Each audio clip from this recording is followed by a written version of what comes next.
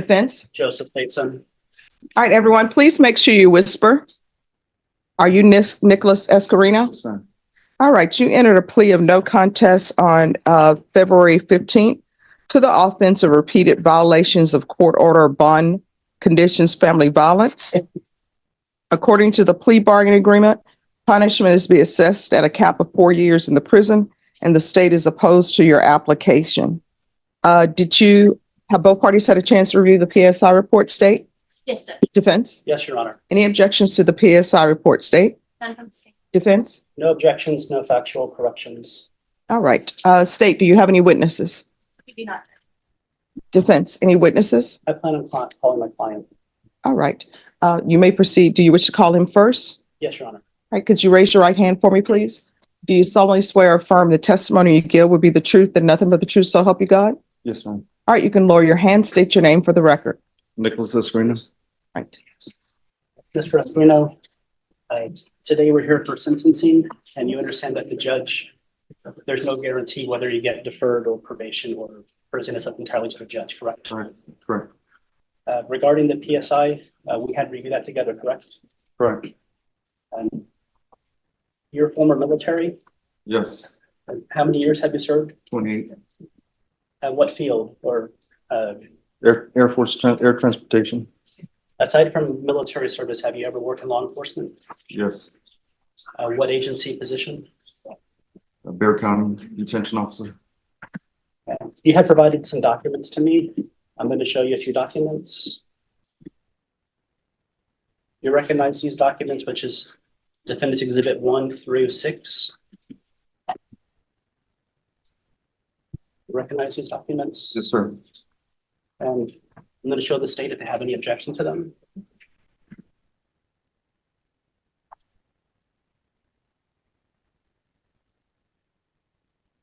State has no objection. What is, before I introduce them, Okay. what is this document here? Serving in Afghanistan certificate. What is this document that I labeled Exhibit 2? What is this? Certificate of assisting a funeral detail for special forces.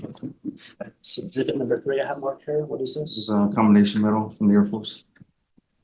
And these other 3 are pictures, 4, 5, and 6. What are these pictures of? Pictures of Afghanistan and BCSO picture. I move to introduce these exhibits. State has no objection. All right. And Your Honor, I have a few more documents that have some information that I'd rather not go into the court file for public record. All right. If So I- with regards to defense exhibits 1 through 6, would you just like me to review the exhibits and not have them put into evidence so that he can have them back? That's fine, Your Honor. All right. So I'll just review defense exhibits 1 through 6 without objection, Yes, sir. but they will not be offered into evidence. And just give me a moment. Mr. Escarino, you've been on bond since approximately May 11th, 2023, correct? Yes, sir. And you've had GPS unit that entire time? Yes, sir. To your knowledge, has there ever been a GPS violation, No, sir. a condition of bond violation? No. Have you ever had contact with the complainant in this case since posting bond? No, sir. Are you currently in any type of treatment? Yes, sir. And, Could you tell the judge what kind of treatment you're in? through therapy, psychologist, peer group support through the VA. And you currently have appointments scheduled upcoming with the VA? Yes, sir. Any of these mental health therapy treatment sessions? Yes, sir. What are they treatment sessions for? For PTSD, anxiety, and depression. Your Honor, I have a document I didn't want to put in the court file. It's sensitive. Could I show this to you without stating Have you objection? reviewed those? I'll review them, Judge. And we have no objection to the judge reviewing this. Sure. Sorry. Just give me a moment. Okay, thank you.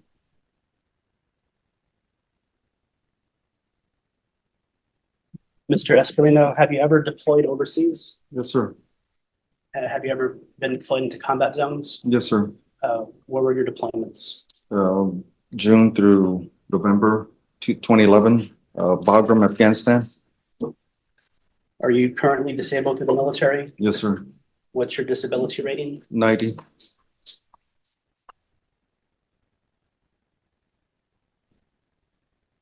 Are you asking this court to grant your application for deferred or probation? Yes, sir. You had acknowledged guilt in this case, correct? Yes, sir. You knew that there was a protective order and you should not have broken it. Yes, sir. Is there anything you want to tell this judge?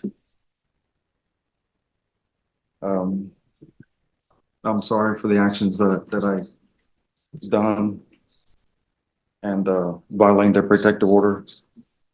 But I haven't been myself since I got back. So I've been fighting a lot of demons within myself. And the psychologist told me that when I went to see her on March 4th, that I explained to her my situation and what I'm going through and the legal problems. She said that there's a lot of no, sir, never again, no. Pass the witness. Any questions? State has no questions. All right, I have a few. So I've read the PSI report. Yes, sir. In the PSI report, the complainant states that her tires used to be slashed. And she said the only time her tires stopped being slashed was when you were on GPS. So did you slash your tires? No, ma'am. And then my other question is, according to this, you were previously married to Reyes, correct? She's been my ex-wife. All right. And Reyes wanted to end the relationship with you, and you had issues with that. And then now, with regards to the complainant in this case, they wanted to end the relationship with you, and you had issues with that. And even when they had a protective order, you still would come around.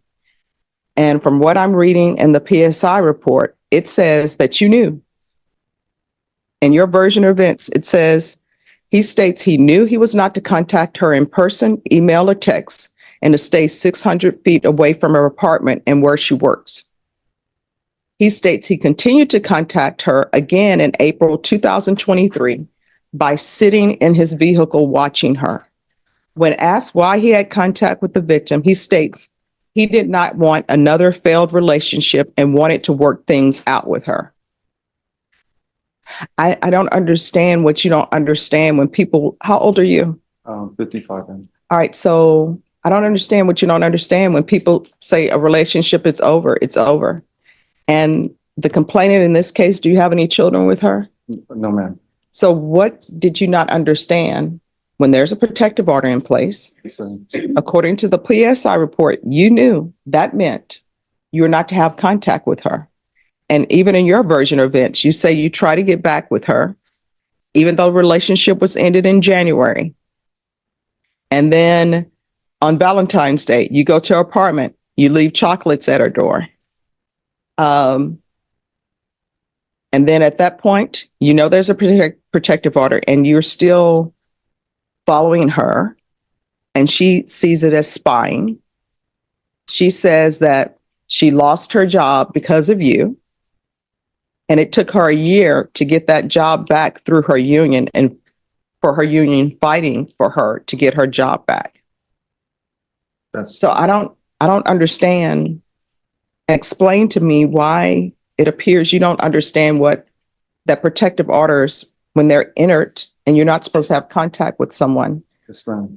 I want you to explain to me why you think that means that. I know the protective order says I can't have contact with them, but I'm still trying to get back together with them anyway. Yes, ma'am. Can I explain a little bit? Yes. Oh, no, that's what I want. I'm trying to figure out what's going on with you. First of all, my ex-wife, she got pregnant very soon with my daughter. So I stayed with her to work it out and be a family with her. But it didn't work out. Honestly, she didn't like to cook or clean. And she was raised by her grandma. So it's not that she ended it. I ended it because she had an affair. She brought somebody over to our home while I took the kids to Calaveras with her family. She made up a story that she had to work late Saturday.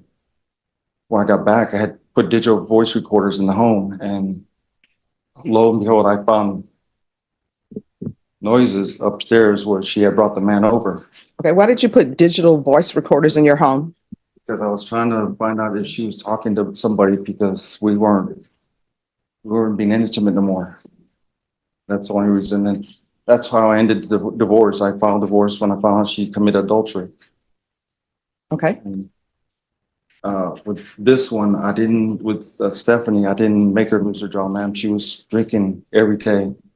I tried to get her to stop drinking, but she was an alcoholic, and she would constantly call into work. If you were to ask her, she would show you the reports of her call-ins at work at the post office, and I had nothing to do with her losing her job at that point. But the fact that she's a narcissist and a manipulator. I know you won't believe me in that, but that's the actual truth about her. And I try to make it work with her because I did care about her and I loved her, and I wanted to be a so figure. let me ask you this. When did you find out that she was a narcissist and a manipulator? How far into the relationship? Probably like maybe 6 months, 5-6 months, but I try to overlook it. I All right, didn't so understand it. let me ask you this. So did you know, according to you, that she was a narcissist and a manipulator Yes, and she liked to before sleep wait a different. minute, stop. Did you know that she was a narcissist, according to you, and a manipulator before that protective order was in place? Yes, ma'am. All right, so protective order is in place. You know this person is a narcissist and a manipulator, and you still won't let them go even though they've broken up with you. Explain that to me. I can just say that I was trying to overlook it, I thought maybe being there for their lover, take care of her and her kids, and be a better person with her, that these things would go away. Your Honor, if I may, Yes. uh, Mr. Escarino, when you were interviewed by a detective regarding this case, correct? Yes, sir. In the detective interview room, I had shown you video of that, correct? Yes, sir. And the detective had been asking similar questions that this judge had, correct? Yes, sir. And you had put your face into a wall and you started to cry, correct? Yes, sir. Your Honor, I believe that Mr. Escarino has women relationship problems. He is very needy, but a detective was asking pretty much similar questions you're asking. And he broke down, he was crying in the interview room. He did admit, he did confess to this case. He took a plea. I think that treatment is necessary for him going forward. He's engaged in treatment, mental health treatment. He has a session on the 25th of this month. He's been doing in-person visits and telephone home visits. He's actively engaged with therapy, Your Honor. All right, so here's my question. I'm Yes, looking sir. at your history. Yes, ma'am. There was an assault bodily injury married case, and I'm assuming that's related to the person you were married to. Is that correct or no? No, ma'am. It was an ex-girlfriend of 3 years, Natalie. All right. And Natalie, all right, so Natalie, that's somebody completely different from the person you were married to, right? Yes, sir. Yes, ma'am. All right. So that's a third person. Because you have your wife, you have Natalie, and then you have the person, the current person. All right. So with that person, you were placed on deferred adjudication for assault, a bodily injury married. And it says here that you rejected Veterans Treatment Court. I didn't reject it, ma'am. What happened was they sent me the first time. I didn't acknowledge the PTSD issues. I wasn't understanding what I was going through, and I had a peace officer's license, so they sent me a second time to admit to it that I had PTSD, but was afraid to lose the license. So I thought, because of my mentality, my mental health was gonna have me lose that license. That's why I got denied. I didn't turn it down. And Your Honor, the license you're referring to, the peace officer, that's when you were actively employed with Berry County Sheriff's Office, Yes. correct? All right. So you were placed on deferred adjudication on that case Yes, ma'am. for 18 months, and that's 2012. What did you learn? Because I'm sure it's an assault bodily injury married case. They probably gave you the BIPP course, right? I don't know what you, I'm sorry. They gave you something to deal with your anger management. Briefly, yes, ma'am. It was, not VA. I wasn't in the VA yet. No.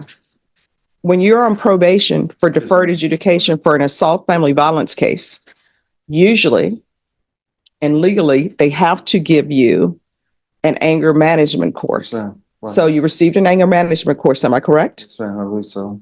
All right. And then they would have given you counseling for any other issues you had if you would have asked for it. So what did you learn from being on deferred adjudication in that case? For the deferred education, I just realized the mistake that I made with her, and I wasn't understanding the PTSD issues that I had. I didn't get accepted to the VA till 2016. Okay. I All right. So that since you say you didn't get accepted to 2016, then we have a violation of a bond or protective order from 2014. I'm not even considering that whatsoever because it was dismissed for insufficient evidence according to this. Then you have a violation bond or protective order from 2015. That was dismissed. And they say the reason why it was dismissed, according to the PSI report, which everybody agrees and nobody had any objections to, they dismissed it because you were convicted of something else. And then there's an interference with emergency telephone call. And they say that was dismissed because the complainant, whoever that complainant was, decided to waive prosecution. that was Stephanie. Yes, ma'am. All right, so that was Stephanie. Then we come back, 2014, you were on deferred adjudication out of the 227 District Court for repeated violation court order of bond condition. So I'm sure they gave you classes for that. If you had any PTSD or something else that was going on in your life, they gave you help for that because it shows that you were on deferred adjudication for that. Yes, ma'am. I attended, my mom took me once I was out. She took me to the classes once a week. It was through a church. Mm-hmm. And I believe it was for like, I don't know, it was 30 minutes or an hour session. And it was only for like 6 weeks, Okay. 6 to 8 weeks, ma'am. And then we have from 2022, an assault family choking strangulation. That was dismissed. It says complainant waived prosecution. And now we're back here for repeated violation of court order, bond, or conditions. And I'm trying, and the reason why I'm asking you these questions, I'm not just asking them just to be asking. Yes, ma'am. At your age, I'm trying to figure out what is the disconnect that you have when somebody says they don't want you anymore and this relationship is over. It appears from what I'm reading and what's in the police report is that you're like, no, this relationship isn't over. So then they have to get a protective order. And the protective order is supposed to tell you this relationship is over. Don't contact this person. And still your response to that is like, yeah, I know this is what it says, but I'm bringing candy. I'm going to sit outside your house. I'm trying to figure out what's the disconnect. Just like I told you, the PTSD issues, the detachment from my family that through the years when I was growing up. And then I don't have a closeness to my brother and sister since my mom and dad passed away. My kids, they hardly contact me. I try to reach out to them, but they never contact me at all. You know? Why? Why are they not contacting you? I don't understand. I don't know, ma'am. They blame me for not being there with them growing up, but I was a good provider, and I had 2 jobs in my life that I was trying to balance. And then my ex-wife wouldn't let me have the kids on the scheduled weekends I was supposed to have them. So I would call her Wednesday, let her know, hey, I'm going to pick up the kids. No, you didn't let me know way ahead of time. But I was paying my child support, faithfully. But she would give me a hard time not letting me have the kids on the weekend. They blame me that I wasn't there all the time. All right. And then it says in the PSI report that you and your brother live on the same property. Yes, ma'am. There's 7 acres, and he lives in the family house. Okay. But he's not going to be there too much longer. He's going to go to Castroville. Okay. But he does. We're not that close. Okay. Honestly. Okay. All right.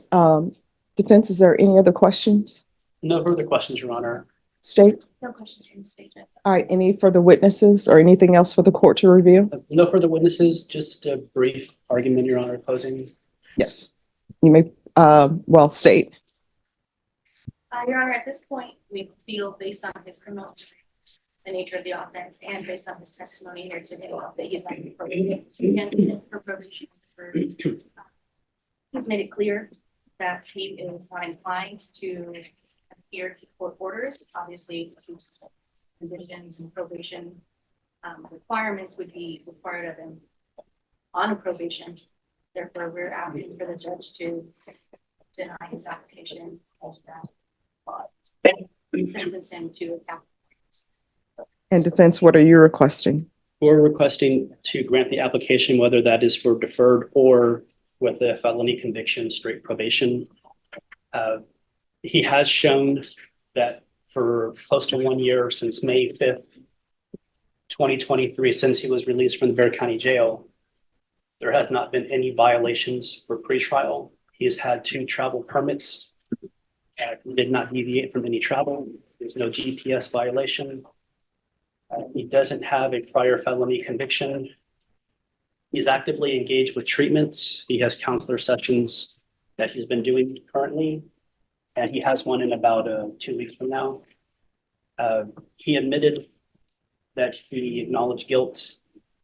The interview room with the detective was starkly similar to your questions of him, and he literally put his face into the concrete wall and he cried. He does not want to go to prison. He's former military, former VCSO. He is asking for you to grant community supervision, whether that's deferred or straight probation, Your Honor. All right. Mr. Escarina, I want you to know that the reason why I ask questions is because I'm trying to hopefully get some insight in the person before me. And I'm always trying to figure out what would be appropriate in each case. And these cases are very hard. And I want you to know everybody that I've ever sent to prison as a judge or as a prosecutor, or every client that I've had as a defense attorney who ended up going to prison, I still remember their names and I always wonder how they're doing. I respect the fact that you served in the military. That's a sacrifice. It's not even, we're not in the time period where people are drafted. So I know that's something you volunteered to do, and I appreciate that. But part of my issue is you're doing great, right? And you're doing great because you're on GPS. People can't be on GPS for the rest of their life. And I have to weigh like the offense that you've committed. Think about protecting all persons who are involved. These are all things that I think about. And this is not the first time that you've had this charge. And I don't know what I can say to you or stress to you that would make you follow rules. Because when you think about it, protective orders, those are rules. Those are orders for you to stay away from somebody or not to do something. And in your past, you've had that. And this is not the first complainant where you haven't been able to let go. The court is going to find you guilty. The court is going to order no contact with Stephanie Juarez Palacios. The court will sentence you to 3 years in the prison, and the court will give you credit for any time served. And I'll put in here the for him to be considered for mental health treatment at the prison.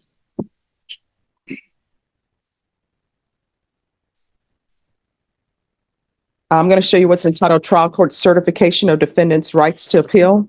Did you review that with your attorney? Did you understand it? And did you sign it? Yes, ma'am. All right, because this is a plea bargain agreement, because I followed your plea bargain agreement, and because you waive your right to appeal, you do not have the court's permission to appeal. Because this is a felony conviction, you're not allowed to own or possess any weapons or ammunition. If you have a question over what a weapon or ammunition is, you'll need to speak to an attorney. We can go off the record. The state was asking for 4 years. I gave you 3. And let me explain to you why I went underneath the cap. Because I do respect your military service and I do respect the fact that you have been in treatment and trying to get your life together. All right, good luck to you.